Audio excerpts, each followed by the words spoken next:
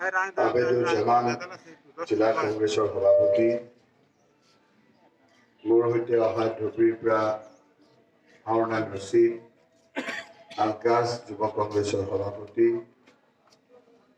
স্থানীয় মুৰব্বীসকল, ব্লক কংগ্ৰেছৰ মুৰব্বীসকল, আলিম সমাজ, যুৱক সমাজ, সাংবাদিক বন্ধুসকলৰ শ্ৰদ্ধা ৰাইজ, কংগ্ৰেছৰ জ্যেষ্ঠ নেতা আপোনালোকৰ মৰমৰ আদৰৰ বিধায়ক ৱাজেদ চৌধুৰীয়ে কথাখিনি ব্যক্ত কৰিছে যে মই আপোনালোকে সংসদ কৰাৰ পাছত খুবকে আপোনালোকৰ মাজত এটা কথা শুনিছিলোঁ যে সাংসদ পুঁজি কি সেইটো সাধাৰণ ৰাইজে নাজানে। সেইকাৰণে আমি এটা সিদ্ধান্ত লৈছিলোঁ যে এই পুঁজিটো MP বা সাংসদৰ নহয়, এই পুঁজিটো হ'ল আপোনালোকৰ MP এৰিয়া ডেভেলপমেণ্ট, MPৰ যিখিনি এৰিয়া পৰে তাৰ উন্নয়নৰ কাৰণে। এই উন্নয়নত আপোনালোক জড়িত, গতিকে মই কৈছিলোঁ যে একেলগে আমি গোটেইখিনি কাম কৰিব নোৱাৰিম, কিন্তু যিখিনি কাম কৰোঁ ট্ৰেন্সপাৰেণ্টলি ৰাইজে জানিব লাগিব। সেইকাৰণে মাত্ৰ মোৰ কেইটামান দিন হৈছে, বহুতে MP এতিয়ালৈকে টকাটো ক'ত দিছে নাই দিয়া কোনো ঠিকেই কৰা নাই। মই এই অঞ্চললৈ আহি আপোনালোকক সুধিছিলোঁ যে কি দিব লাগে, তেতিয়া ইয়াৰ লোকসকলে ক'লে যে ইয়াত বহিবৰ কাৰণে এটা গুৰুত্বপূৰ্ণ ঠাই, এটা কমিউনিটি হল দিব লাগে।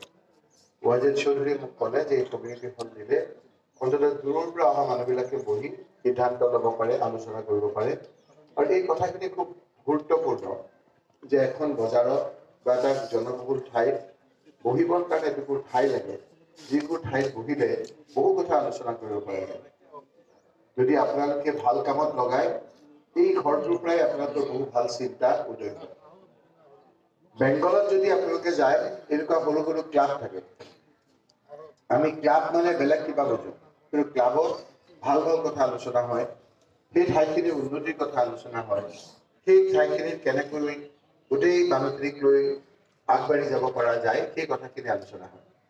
সেইকাৰণে মই আজি আপোনালোকৰ ওচৰলৈ আহিলোঁ, আহি মই ভাবিলোঁ যে আপোনালোককো এবাৰ দেখা কৰোঁ আৰু এই আধাৰশিলাটোৰ জৰিয়তে আমি কেনেকৈ কামবিলাক কৰিম সেই কামবিলাকৰ এটা নমুনা আপোনালোকক দিলোঁ। মাত্ৰ মোৰ কেইটামান দিন হৈছে, কিন্তু ইয়াৰ সমস্যা বেলেগ। ইয়াৰ প্ৰধান সমস্যা হ'ল গৰাখহনীয়া সমস্যা। অন্য সমস্যাবিলাক ইমান গুৰুত্বপূৰ্ণ মানুহে নাভাবে। আপোনালোকে যদি দেখিছে, মাত্ৰ লোকসভাত মই ভালকৈ কথা ক'ব সুযোগে পোৱা নাই। চিঞৰ বাখৰ কৰি হ'লেও মই ইয়াৰ গৰাখহনীয়া কথাটো উপস্থাপন কৰিছোঁ, নিশ্চয় দেখিছে আপোনালোকে। মই তাক কৈছোঁ যে গৰাখহনীয়া কি বস্তু দিল্লীয়ে বুজিয়ে নাপায়। আজিলৈকে ফ্লাডৰ বিষয়ে, বানপানীৰ বিষয়ে বিভিন্ন আলোচনা হৈছে।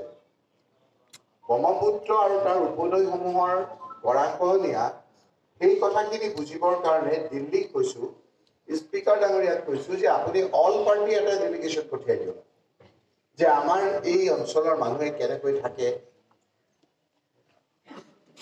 আমাৰ এই অঞ্চলৰ মানুহে কেনেকৈ থাকে, কিমান কষ্ট কৰি ঘৰখন থকাৰ পিছত কেনেকৈ